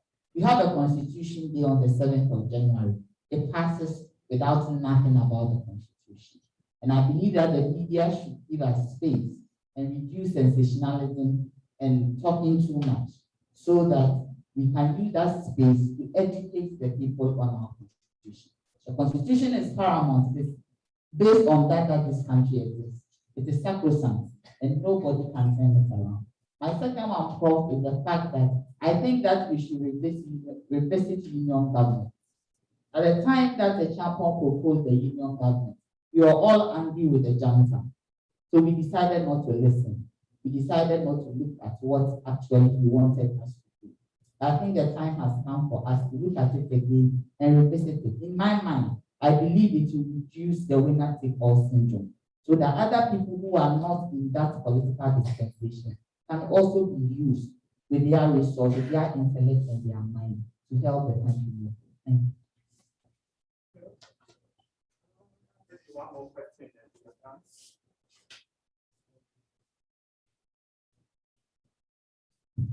Okay, I think we are done with respondents. Okay, Thank you. Just a suggestion that comes to my mind. Okay. Probably broken. Just to be on the forum here, we can all agree that there's a sort of deficiency in our political philosophy, objective aspirations as to what works better for a nation in the mind of our politicians. Is it possible to have a state institution that trains future politicians? That's non-partisan, just these are people from NDC, MPP, CPP, young people who want to grow, just to educate them, just as you want to become a politician. Before you rise to that level, what is the state of your mind about your country? I don't know whether it works, but it's strong in my mind that. Okay, thank you. Thank you very much. I'll start from Sheikh. There's a lady there. Let's allow this. Let the man Sheikh.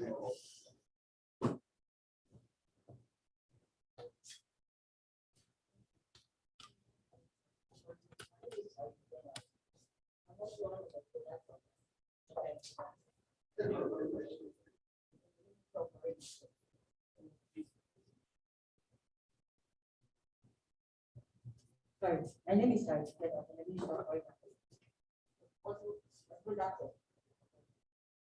So talk well so that they know I train you.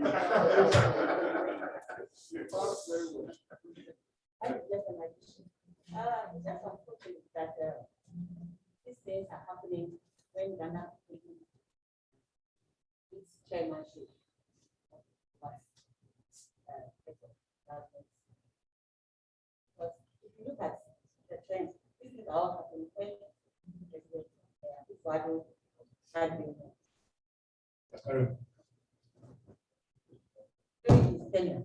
Sometimes I look at him, my heart just goes out to him. During the last summit, he was supposed to go to New York. What happened? It was agreed that the post was talked over there continues. I saw how that was finished. But there are no choice. It's making every effort to make some reform to the commission. For instance, we have about 15 commissioners. This is a waste of money. And he was tasked to do this reform. And fortunately, he's been able to convince all the heads of state, and they've agreed to reduce from 15 to 7 is an achievement for Ghana. And I'm very sure that because of our goodwill, that is why there's also listening to him. So I think he's doing very well, and we are giving the credit for that. And also at the summit, he also said that the protocol on good governance should be looked at again. It's very difficult for ECOWAS to just go into a country and dictate that sovereignty should be respected. So it tasked the commission also to look into the protocol and further review, being able to give some powers to the commission to do something when a thing like this happens. And also to review the constitution to that effect. So I just wanted to put my Thank you very much. Yes, Charity. My remarks has nothing to, let me be clear, has nothing to do with the chairman of ECOWAS. Talking about how ECOWAS works, the methodology, whatever. So it is not in reference. It's unfortunate that during its tenure this is I know everything that is good. He's a good leader, who's about that. Very good leader. Is making changes in ECOWAS. My address is to all ECOWAS heads of state. That when they meet, the club must review things. And Nana is doing very well. Nana, I think Joy FM, I forgot to move to the station.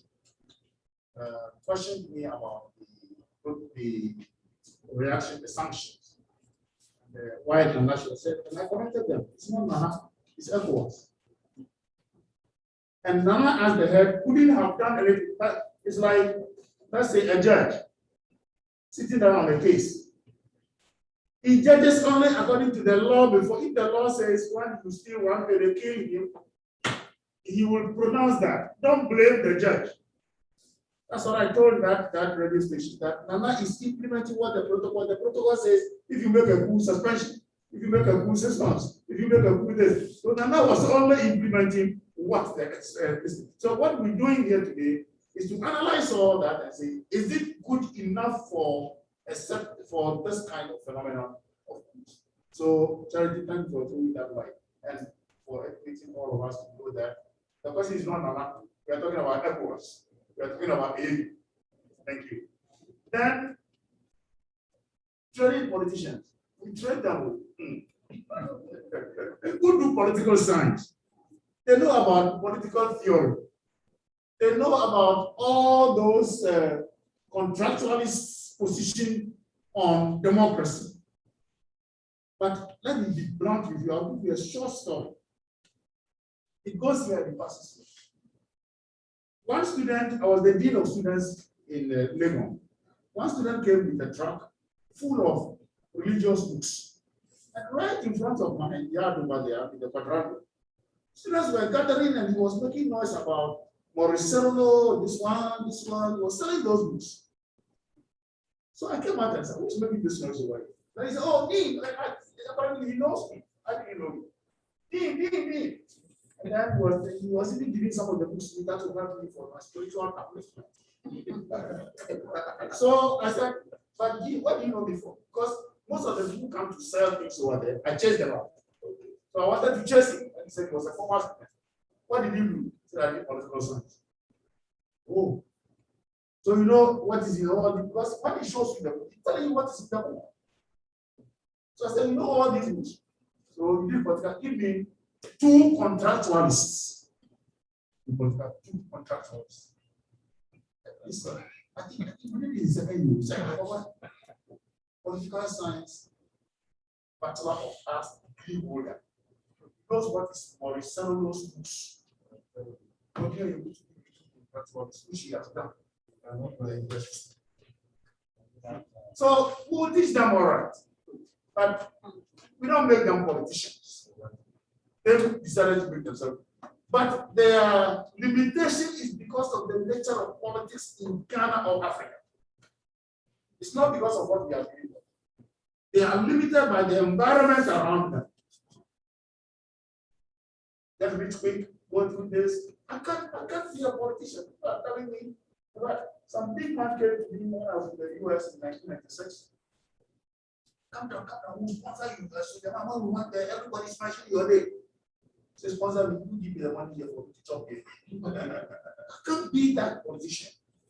You know, so they get a lot of them identity, but not because of what they think they can do back to society, but because of what they can do.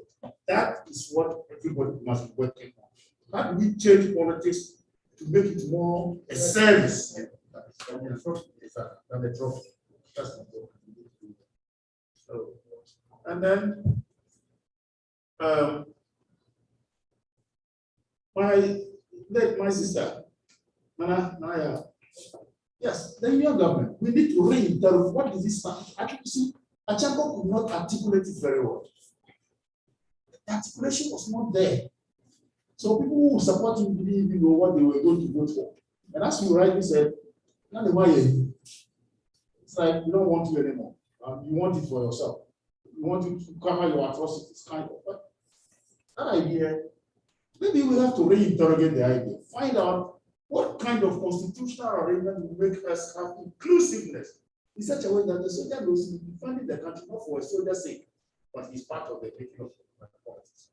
That everybody, you know. So yes, I think we need to pick it up. We need to pick it up at fora and that else. The Constitution, I agree with you. We do not know what is the Constitution. If we understand them, I'm so careful about the Constitution that anytime I'm doing something, there was a time there was a big traffic. People were passing by. I know that in Nigeria, a 2-day gateway. My wife said, "But you were here." I said, "Oh." I was in my lane. I'm stubborn of where constitutional is concerned. Because no policeman has ever stopped me and found anything. My license, I did. And then when they do all these things, and I believe that they want some money, I say, my friend. And you know, luckily for the way I'm working, I have this thing which many people here called the quota. So I said, my friends, and then I pick it. I said, why are you doing? Oh, sir, please drive on. Because I'm so clean. When constitutionalism is concerned, I'm so stubborn about it. Because I think that is the only way any country can progress. But when we begin to be rascally about the constitution, and you are right, the NCC is handicapped. They are under resourced. When you say they said no, we are okay, and I know that's politics. no government has ever been able to resource SEC very well. There are a lot of research. I get several papers over there. And you see that they haven't got. So the sort of things they can do. But we don't have to wait for NCC. You mentioned the media.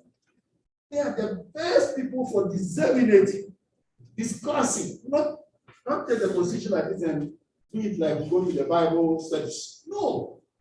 Take aspects of the Constitution that constrain our democracy, for example.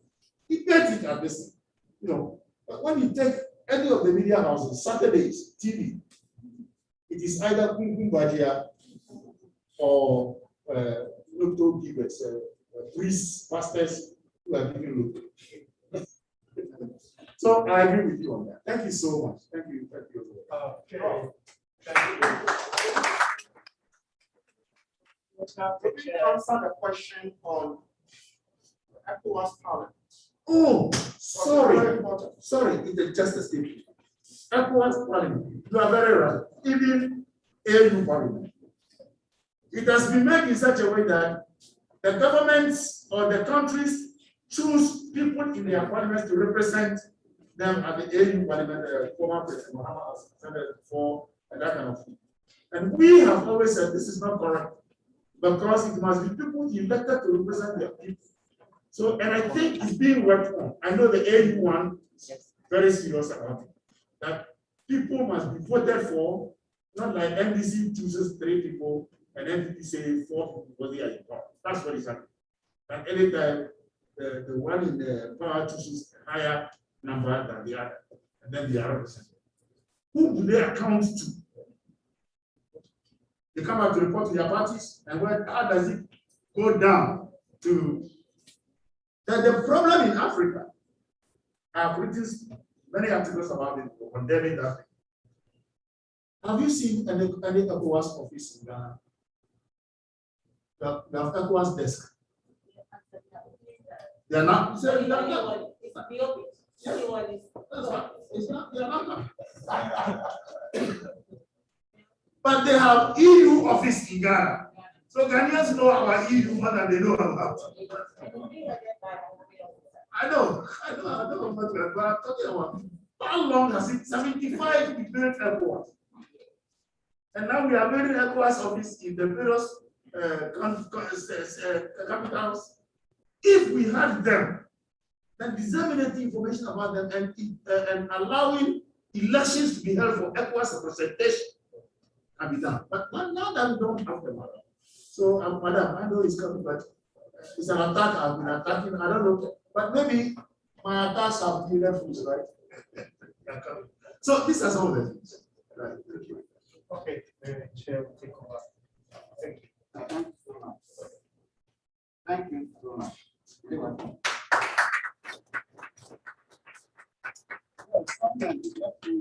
Briefly.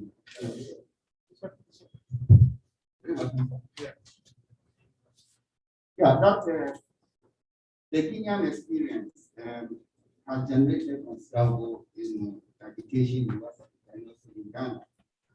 Because there was some talk here that there was the possibility of the food being replicated here.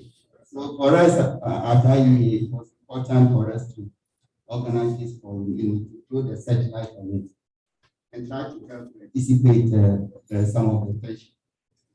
I think that one of the issues that has come up, well, we didn't address it that one, but my boss at the next time pointed to it. And I mean, that's the issue of corrupt economic and then economic interests. Those are things that we spend much time on, maybe because of the terms of reference given to Prof. But I want to take this opportunity to thank Prof for taking time off and to share your experience and expertise in this important matter. And then also the rest of you. Now I want to thank you all for coming to participate in a very difficult COVID environment. I believe that we have learned useful lessons from Prof's presentation, although there will still be lingering questions that we will speak for. Thank you so much. And I wish you safe journeys to the destination. Thank you.